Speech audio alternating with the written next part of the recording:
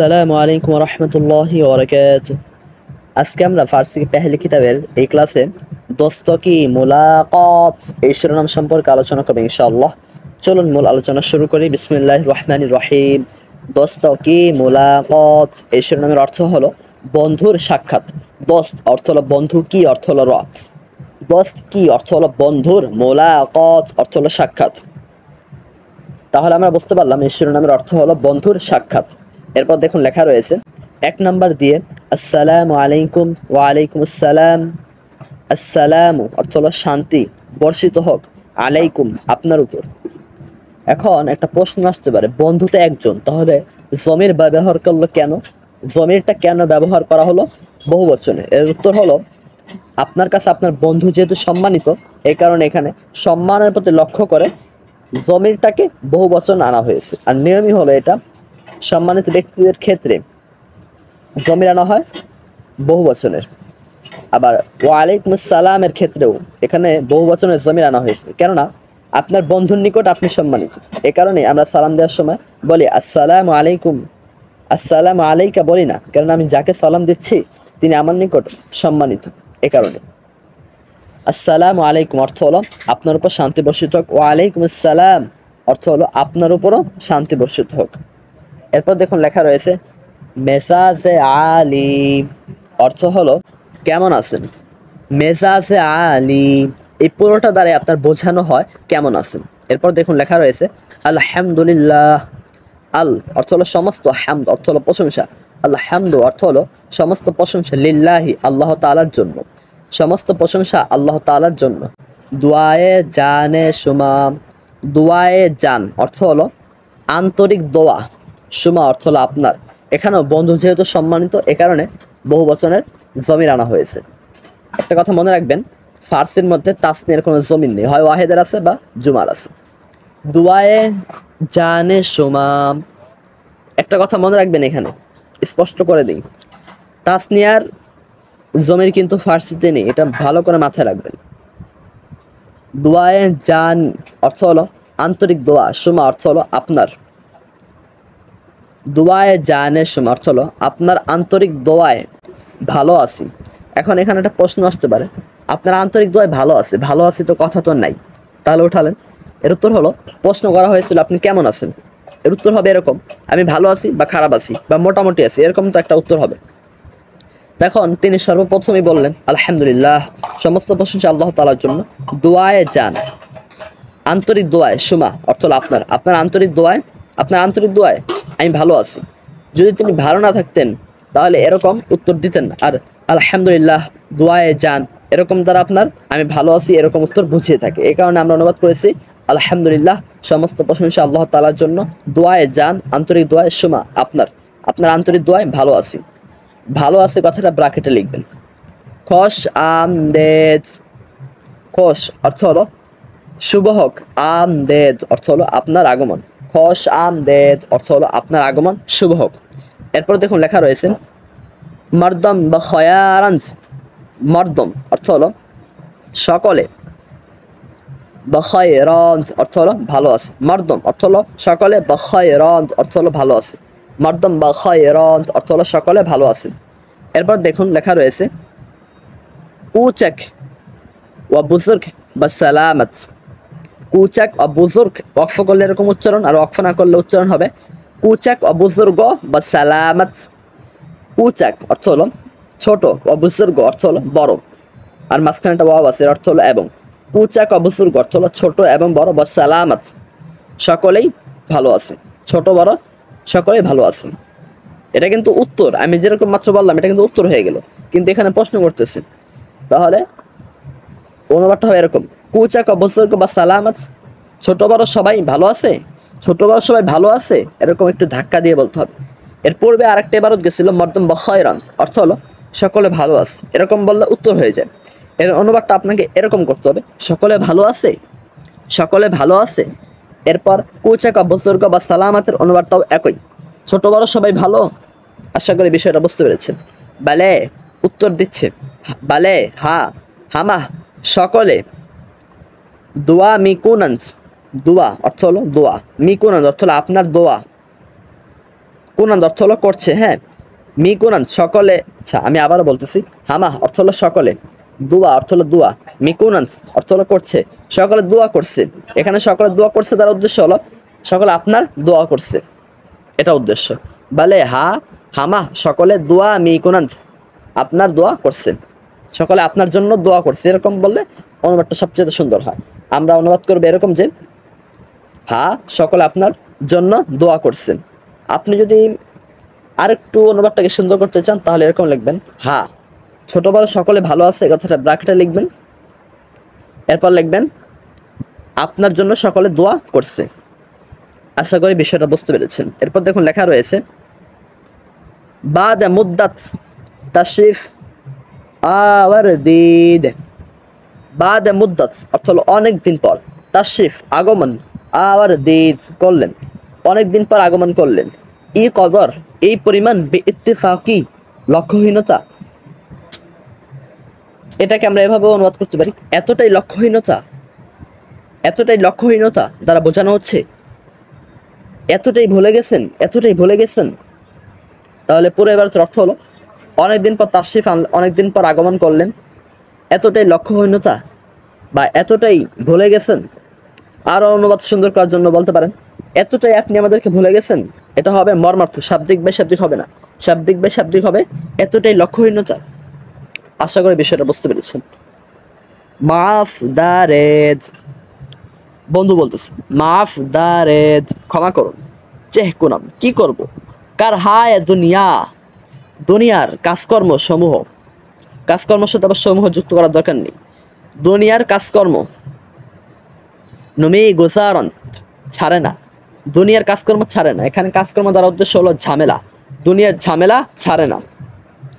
তাহলে এবারতের অর্থ হলো ক্ষমা করুন, কি করব, দুনিয়ার ঝামেলা বা দুনিয়ার কাজকর্ম ছাড়ে না। ঝামেলা বললে অনুবাদটা সুন্দর হবে, তবে সেটা শাব্দিক বাই শাব্দিক অনুবাদ হবে না, বরং সেটা মর্মার্থ বুঝে অনুবাদ করা হবে। আর কাজকর্ম দ্বারা অনুবাদ করলে আপনার শাব্দিক বাই শাব্দিক অনুবাদ হবে, তবে সেই অনুবাদটা বেশি সুন্দর হয় না। এখন আপনার ইচ্ছা আপনি কোনটা ব্যবহার করবেন। এরপর দেখুন লেখা রয়েছে হাম দৌলত খানাহরা বালাজ নাবুদাম।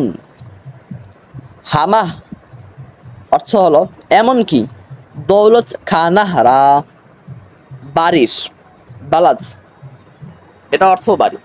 এখন একটা প্রশ্ন আসতে পারে, দৌলত খানাহরা এত এই বারটা দ্বারা বাড়ি বোঝায়, আবার বালাদ মানেও বাড়ি বোঝায়। তাহলে এখানে একই অর্থ বোঝায় এমন দুইটা শব্দ আনার দরকার ছিল কি? একটা আনলেই তো হতো, হয় দৌলত খানা হারা আনতো অথবা বালাদ আনতো, তাহলে তো হয়ে যেত। এর উত্তর হলো আসলে এই দুইটা একই অর্থ প্রদান করে এমন দুইটা শব্দ যদি পাশাপাশি থাকে তাহলে বুঝবেন সেখানে গুরুত্ব বোঝানোর জন্য আসছে। যেমন আমি আপনাকে যদি বলি আপনি কি এই কাজটা করেছেন, আপনি কি বলেন? ওয়াল্লাহি বিল্লাহি তাল্লাহি লিল্লাহি। আল্লাহি বলেন, বিল্লাহি বলেন, তাল্লাহি বলেন, লিল্লাহি বলেন, সবগুলোর অর্থই কিন্তু আল্লাহর জন্য। আপনি এতগুলো কথা কেন বলেন? আপনি কিন্তু পারতেন বলে দিতেন না আমি কাজটা করিনি, কিন্তু এতগুলো কসম কেন বলছেন? এর উত্তর হলো এর দ্বারা আপনি বোঝাচ্ছেন এটা কোনোভাবেই আমি কোনো রকমই আমার দ্বারা এটা সম্ভবই নেই এই কাজ করা। তদ্রুপ এখানে দৌলত খানাহারা বালাদ দ্বারা বোঝানো হচ্ছে এমনকি বাড়িতেও, এমনকি বাড়িতেও না বৌদাম আমি খবর রাখতে পারিনি, এমনকি বাড়িতেও খবর রাখতে পারিনি। এখানে বাড়ি দ্বারা উদ্দেশ্য হলো নিজের বাড়ি, এমনকি নিজের বাড়িতেও, এটা বললে অনুবাদটা একটু অসুন্দর লাগে, আমরা অনুবাদটা এরকম করবো এমনকি নিজের বাড়িরও খবর রাখতে পারিনি। আশা করি বিষয়টা স্পষ্ট হয়েছে। এরপর দেখুন লেখা রয়েছে বিসমিল্লাহ জানাবে আগা। উচ্চারণটা কিন্তু এটা ভুল, সঠিক উচ্চারণ হলো এরকম বিসমিল্লাহি জানাবে আগ। অনেকে আছে বিষয়টা ভুল করে ফেলেন, অনেকে এরকম বলে উচ্চারণ বিসমিল্লাহি জানাবে আগা, উচ্চারণ এরকম না, বিসমিল্লাহি জানাবে আগ। বিসমিল্লাহ এর অনুবাদটা আমরা পরে উঠাবো। জনাব অর্থ হলো জনাব, আগ এর অর্থ জনাব। তা দুইটা জনাব আসছে, আমরা একটা অনুবাদ করি এখানে, এখানে আবার তাকিদের প্রয়োজন নেই। জনাব জনাব এরকম বলার দরকার নেই, জনাব সাধারণ। এখানে দুই জনাব দ্বারা আপনাকে বোঝানো হচ্ছে যিনি আমার কাছে আসছেন উনি সম্মানিত। জনাব আগ অর্থ হলো জনাব, তবে আপনি সম্মানিত লিখতে চান না, তাহলে আর ঝামেলায় পড়বেন। জনাবে আগ অর্থ হলো জনাব, চেহবারওয়াক্ত রাসিদেদ। চেহবারওয়াক্ত অর্থ হলো সঠিক সময়ে, রাসিদেদ আপনি পৌঁছেছেন, সঠিক সময়ে আপনি পৌঁছেছেন। চাস্ত অর্থ হলো নাস্তা, হাজিরাস্ত উপস্থিত, নাস্তা উপস্থিত। বয়ায়েত আসুন। এই যে এখন আমরা বিসমিল্লাহ অর্থটা হলো আল্লাহর নামে শুরু করুন, আসুন আল্লাহর নামে শুরু করুন। পুরো এবারটার অর্থ হলো জনাব সঠিক সময়ে আপনি এসেছেন, নাস্তা উপস্থিত, আসুন আল্লাহর নামে শুরু করুন। এরপর দেখুন লেখা রয়েছে নুশে যা ফরমায়েত। নুশে যা অর্থ হলো নুশে যা ফরমায়েত, এটা হলো একটা বাগধারা। মানে বাগধারা মানে কি, পুরো এবারটার অর্থটাই হয়েছে এরকম, কিছু আহার করুন। এটা আপনার আরব মানে যারা ফার্সিবিদ রয়েছে, মানে যাদের মাতৃভাষা ফার্সি, তারা এরকম ব্যবহার করে থাকে কিছু আহার করার জন্য। মানে কাউকে যদি বলতে চাই কিছু আহার করুন, তাহলে তারা এই বাক্যটা ব্যবহার করে। এখানে শাব্দিক বেশাব্দিক অনুবাদ করার কোনো দরকার নেই, কারণ এই পুরোটাই হলো একটা শব্দ তাদের নিকট। নুশে যা ফরমায়েত, কিছু আহার করুন। এরপর দেখুন লেখা রয়েছে বান্দা। এখানে বান্দা দ্বারা উদ্দেশ্য হলো যাকে বলা হচ্ছে কিছু আহার করুন তিনি বান্দা। এই বান্দার অর্থ আমরা একটু পরে উঠেছি। এরপর দেখুন লেখা রয়েছে তোআমে খুরদাহ আমাদাম। অর্থ হলো তোআমে খুরদাহ অর্থ হলো খানা খেয়ে, তোআম অর্থ হলো খানা, খুরদা অর্থ হলো খেয়ে। তোআমে খুরদাহ অর্থ হলো খানা খেয়ে, খানা খেয়ে আমাদাম আমি এসেছি। এই মানে যাকে বলা হচ্ছিল না আপনি কিছু আহার করুন, সে বলতেছে বান্দা, মানে সেই বলতেছে তোআমে খুরদা আমাদাম আমি খানা খেয়ে এসেছি। ইশতিহা নাদারম। নাদারম অর্থ হলো আমার নেই, ইশতিহা অর্থ হলো চাহিদা। এখানে আমার চাহিদা নেই, এখানে আমার চাহিদা নেই তার উদ্দেশ্য হলো আমার খাওয়ার চাহিদা নেই। অবশ্যই আপনারা ব্র্যাকেটে খাওয়ার শব্দটা লিখবেন, অথবা আপনি আমার চাহিদা নেই এটা লিখলেও হয়ে যাবে, কোনো সমস্যা নেই। আর এখন প্রশ্ন আসে, তাহলে পুরো বাক্যের মধ্যে যেই বান্দা শব্দ রয়েছে এর তো কোনো অনুবাদ হলো না, এর অনুবাদ হয়ে গেছে, একটু লক্ষ্য করুন। নুশে যা ফরমায়েত অর্থ হলো কিছু আহার করুন। বান্দা মানে যাকে প্রশ্ন করা বলা হচ্ছে কথাটা, আপনি কিছু আহার করুন। সে, এই যে দেখছেন সে অনুবাদ চলে এসেছে। সে সে বলল তোআমে খুরদা খানা খেয়ে আমাদাম আমি এসেছি। আপনি এরকম ব্র্যাকেটে লিখবেন সে বলল আমি খানা খেয়ে এসেছি। ইশতিহা নাদারম আমার খাওয়ার চাহিদা নেই। তবে সবচেয়ে ভালো হলো এখানে বান্দার অনুবাদ না করা, কেননা কিছু কিছু শব্দ এমন থাকে যেগুলোর অনুবাদ উঠে না, বরং বাক্যটাকে শ্রোতার নিকট এবং মানে বাক্যটাকে পাঠকের নিকট স্পষ্ট করার জন্য ওই শব্দটাকে, ওই বাক্যটাকে ব্যবহার করা হয়েছে। তদ্রূপ এখানে বান্দা শব্দটা এরকম, এটার জন্য পাঠক খুব সহজে বুঝতে পারে এই তোআমে খুরদা আমাদাম এটা দ্বারা কি উদ্দেশ্য, এই কারণে এখানে বান্দা আনা হয়েছে। এখন আপনি তো বলতে পারেন এটা তো এমনি শুনলেই বুঝি, আবার কিসের জন্য আনা হয়েছে। আসলে অনেক সময় মুসান্নিফের মনে হয় যে এই সহজ সহজ জিনিসগুলো ছাত্ররা বুঝবে না, এই কারণে তিনি বিষয়টা এরকম করে লিখেছেন, এটা আমার ধারণা। আপনাদের কাছে অন্য কোনো ব্যাখ্যা থাকলে অবশ্যই আমাকে তা জানাবেন, আমি ইনশাল্লাহ সংশোধন হয়ে যাব, মানে আপনাদেরটা মেনে নিব যদি আপনাদেরটা সঠিক হয়। এরপর দেখুন লেখা রয়েছে, আচ্ছা আমি আপনাদের সুবিধার্থে অনুবাদটা আরেকবার বলে দিচ্ছি। অনুবাদটা হলো কিছু আহার করুন।